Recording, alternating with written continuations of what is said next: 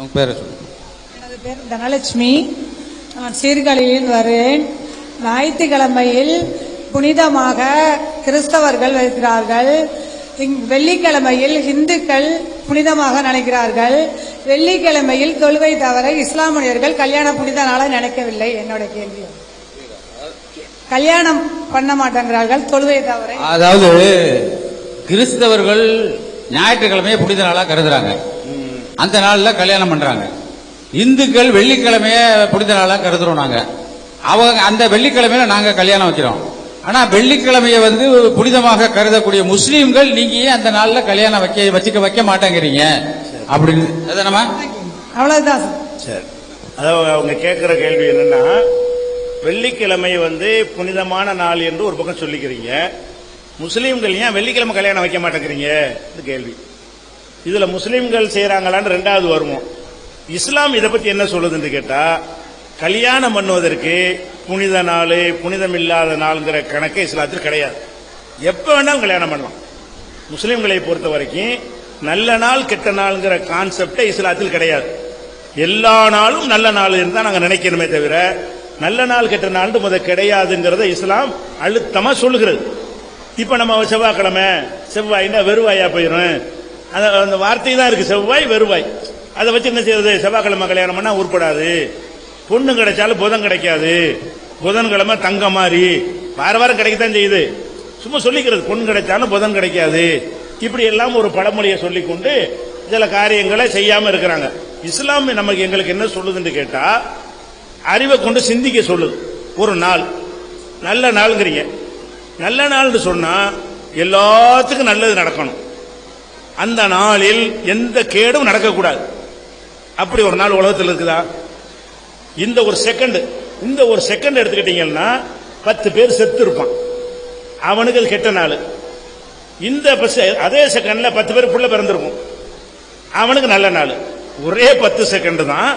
அந்த 10 செகண்ட்ல 10 பேர் நோயாளியா போவான், 10 பேர் ஆஸ்பத்திரியில டிஸ்சார்ஜ் ஆகி வருவான், குணமாயி வருவான், 10 பேரே நஷ்டம் அடைஞ்சிருப்பான். இதே செகண்ட்ல 10 பேர் லாபம் அடைஞ்சிருப்பான்.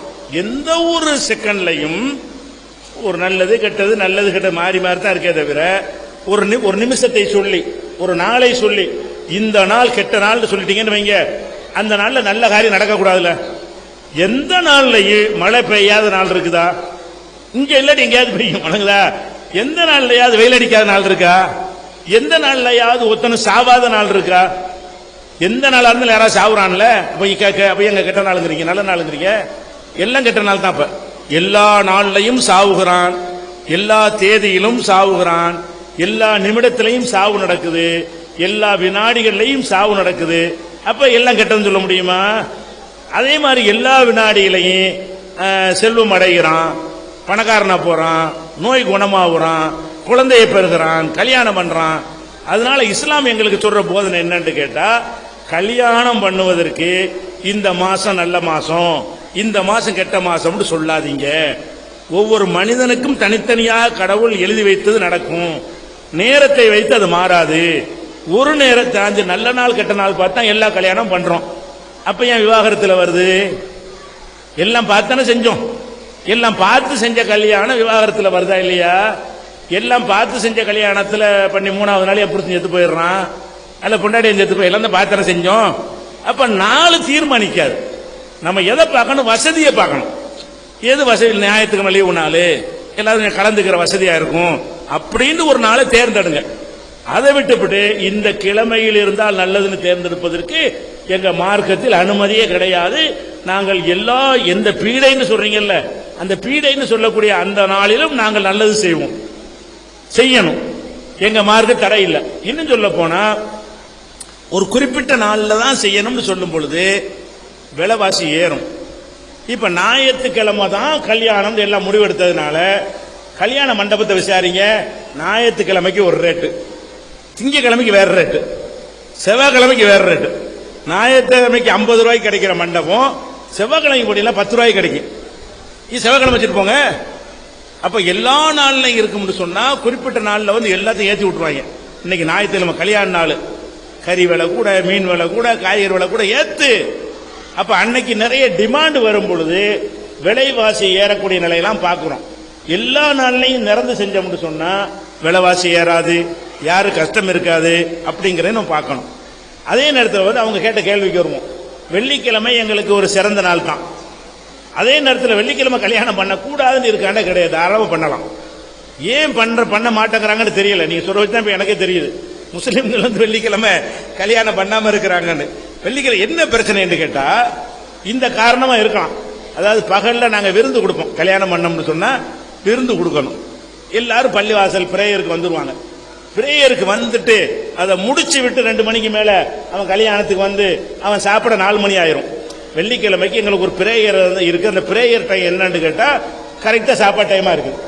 காலை பிரேயரா இருந்தா பிரச்சனை இல்லை. 8 மணிக்கு பிரேயரா இருந்தா கல்யாணத்துக்கு வந்துடலாம். 2 மணிக்கு தான் தொழுக முடியும், 1:30 மணிக்கு பிரேயர் முடியும், 1:30 மணிக்கு தான் வயிற்றுக்கு போடுற நேரம். அப்ப இந்த கல்யாணத்தை வெள்ளிக்கிழமை வச்சோம்னு சொன்னா பிரேயரை முடிச்சுவிட்டு அப்புறமே கல்யாணத்துல கலந்து அதுக்கு பிறகு சாப்பிடணும்னு சொன்னா அது 3 மணிக்கிட்ட ஆயிரும், பசி தாங்க மாட்டாங்க. அப்படிங்கிறதுக்காக வேண்டி வேற நாள் வச்சிருப்பாங்க. வெள்ளிக்கிழமை வைக்காமல் இருந்தால் இந்த காரணம் தான் இருக்கும், கெட்ட நாளுங்கிறே கிடையாது. கல்யாணம் எப்போ வச்சாலும் சாப்பாடு கூப்பிட்டா அது உரிய நேரத்தில் கொடுத்தா சாப்பாடு. மத்தியானம் சாப்பாடு உங்களை கூப்பிட்டு 3 மணிக்கு 5 மணிக்கு கொடுத்தா சரியா வருமா? பகல் சாப்பாடுன்னு கூப்பிட்டா அதுக்குரிய நேரத்தில் கொடுக்கணும். 5 மணிக்கு உங்களை சாப்பாடு கொடுத்தோம்னு சொன்னா அது வரைக்கும் நீங்க பட்னியா கிடப்பீங்க. இது வரக்கூடாது என்பதற்காக என்ன செஞ்சிருப்பாங்க, வெள்ளிக்கிழமை கல்யாணத்தை தவிர்ப்பாங்க. இந்த விருந்து கொடுக்கறவங்க பகல் கல்யாணத்துக்கு பிறகு இரவு கல்யாணம் வச்சாங்கன்னா வெள்ளிக்கிழமை கூட வைப்பாங்க. அப்ப வெள்ளிக்கிழமை கல்யாணம் செய்யக்கூடாதுன்னு எங்க மார்க்கத்தில் கிடையாது, தாராளமா வைக்கலாம். எல்லா நாள்லயும் வைக்கலாம். வெள்ளி சனி ஞாயிறு திங்கள்னு 7 நாள்லையும் கல்யாணம் வைக்கலாம். 7 நாட்கள்ல எந்த நேரத்திலும் வைக்கலாம். என்ன பிரச்சனை, வசதியை பொறுத்து மாத்திருப்பாங்க. எப்படி ஞாயிற்றுக்கிழமை நம்ம தேர்ந்தெடுக்கிறோம், எது தேர்ந்தெடுக்கிறோம், பள்ளிக்கூடம் லீவு, பிள்ளைகளை அனுப்புற வேலையெல்லாம் இருக்காது, ஃப்ரீயா இருப்போம். மக்கள் கல்யாணத்தில் வந்து கலந்துக்கிடுவாங்க, கடையெல்லாம் லீவா இருக்கும், அப்படிங்கிறது தேர்ந்தெடுக்கிறோம். அப்படி தேர்ந்தெடுத்தா தப்பு இல்லை. ஒரு அறிவுபூர்வமான ஒரு காரணத்துக்கு ஒரு நாளை தேர்ந்தெடுத்தால் தப்பு கிடையாது.